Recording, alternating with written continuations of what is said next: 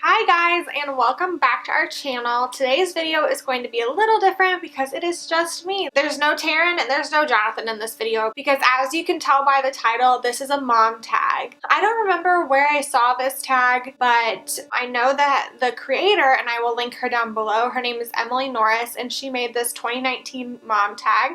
And I saw it and I liked the questions and I thought that this would be super fun to do. So before I get into it, I do want to say I am 24 years old and a first-time mom to my son Taryn, who is going to be turning 8 months old the day that you're watching this video, which is so sad. It has gone by so quick, but let's go ahead and just get on into the video.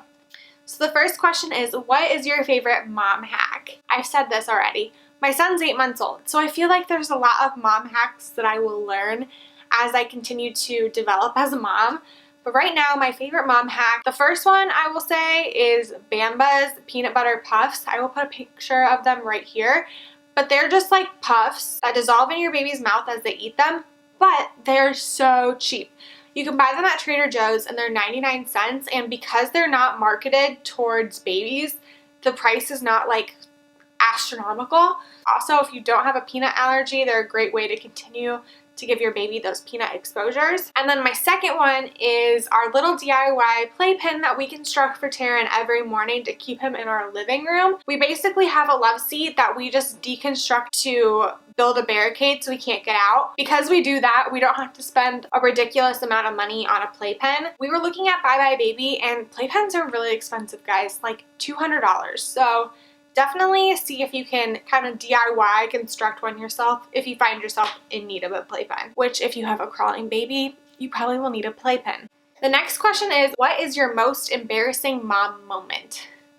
I don't really think I have one yet, other than like accidentally flashing people at restaurants when I'm trying to feed Taryn, when I'm trying to breastfeed Taryn when we're out and about. That's really the only one I can think of. There were lots of embarrassing moments that come with giving birth to a baby, but that is just something that I feel like happens to everybody. Let me tell you, labor and delivery is a very humbling experience, my friend. What part of the day do you love the most?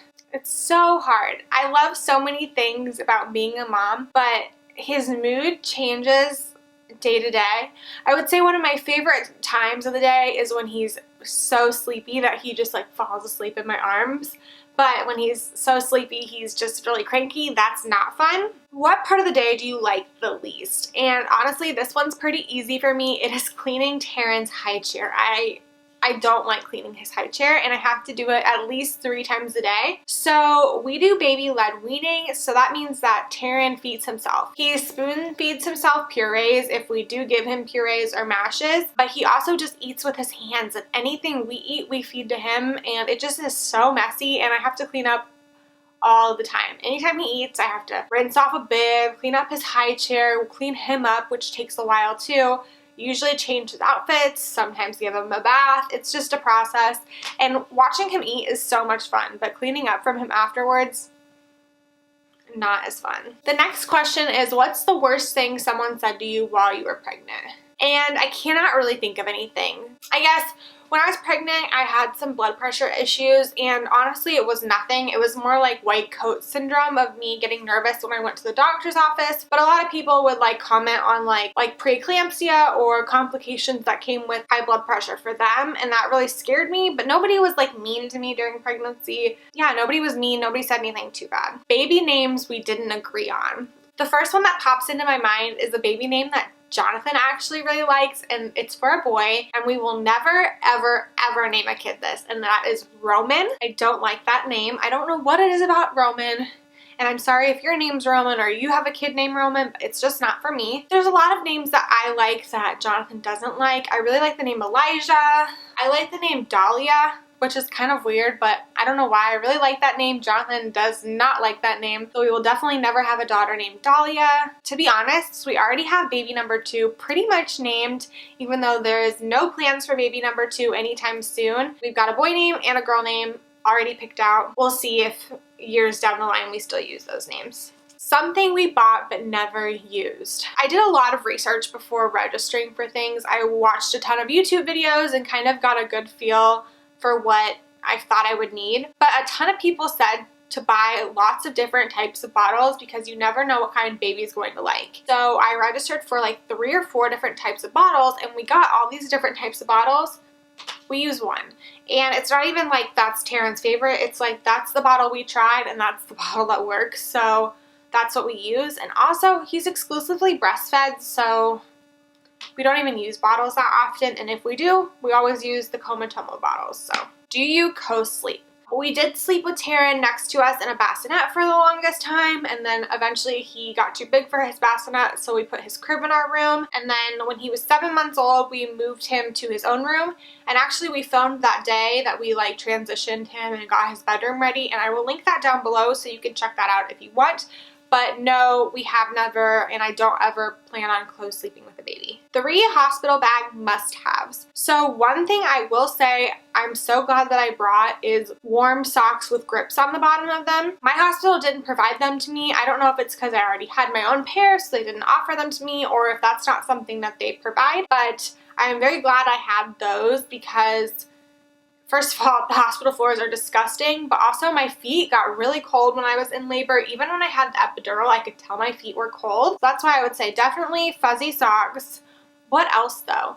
I would say pack extra clothes. For me, my son was in the NICU for a few days, and we actually didn't end up leaving the hospital when I was discharged. We ended up staying an extra night, so I'm glad I had those extra clothes. That way, since my baby was in the NICU, I didn't run out of clothes. And then the third thing, a phone charger, I guess, is a necessity. Are you a routine mom or a go with the flow mom, and what does bedtime look like? So I would say I'm both. Taryn has kind of set up his own schedule. We do put him to bed around 7 o'clock every night, and because of that, he tends to wake up around 7 the next morning. Sometimes it's a little earlier, sometimes it's a little later, and then that kind of sets the flow for our day. He typically takes 2 to 3 naps a day. I mean, his naps are pretty predictable because of the schedule that he has set up for himself, but it's not like right at 11 o'clock I'm putting him down for a nap. I wait until he shows me that he's tired and ready for a nap. For us, bedtime consists of a routine. We have sleep trained Taryn, so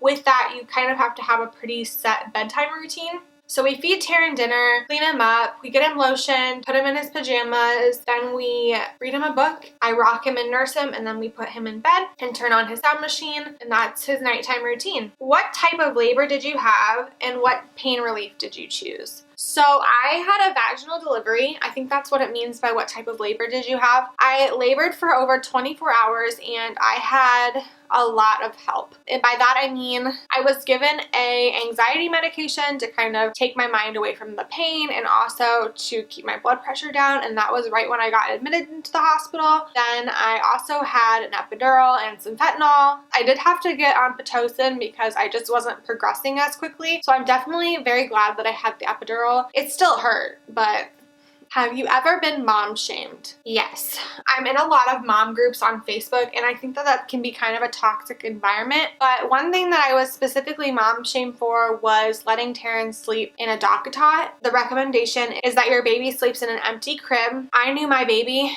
and I was trusting my mom instincts, and I got ripped apart. There's a lot of moms out there on mom groups that think they need to tell you how to raise your baby, and their approach is definitely not kind, so it's not taken well. I just try and ignore it, but sometimes it definitely gets to you when people tell you you're gonna like kill your child or whatever. Yes, I've definitely been mom shamed, and that's just one example. What is the biggest challenge you faced since becoming a mom? It's all hard. The first few weeks of breastfeeding is probably the hardest thing I've experienced. Obviously, having a baby in the NICU is really hard, but breastfeeding is really, really, really hard.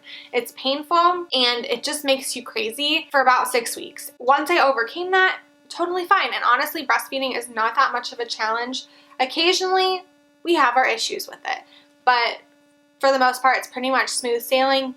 But that's definitely one of the challenges I've had to overcome since becoming a mom. What's the best bit of advice you've been given and the biggest piece of advice you'd give to a new mom? I can't think of any like specific advice that somebody gave me. I'm sure there's lots of things, but nothing comes to mind right now. The biggest piece of advice I would give a new mom is to definitely like stay off of mom groups, or if you do read something on a mom group, take that information with a grain of salt, because A lot of times people just spread things that they don't really know that much about. Do your own research and trust your gut and do what you think is best for your baby, because that is probably actually what's best for your baby. Don't let people online raise your kid. And then the last question is, who is your mom crush and who do you tag? My YouTube mom crush is Caitlin Neer, I think is how you say her name. She's got a little daughter who I want to say is 3, named Scarlett, and I love their channel. I watch their vlogs all the time and I really aspire to be like them someday as far as like my video quality goes. Outside of YouTube, I really like Chelsea Hauska from Teen Mom 2. I don't know what it is about her. I just think that I really like her style, and yeah, she's my mom crush. Who am I gonna tag?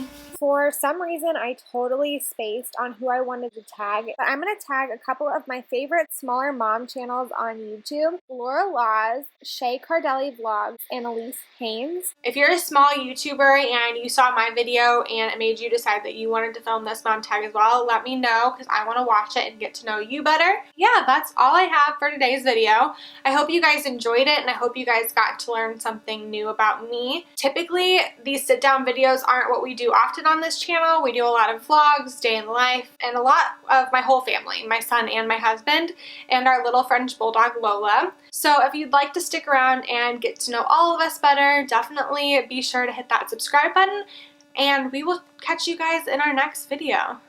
Bye!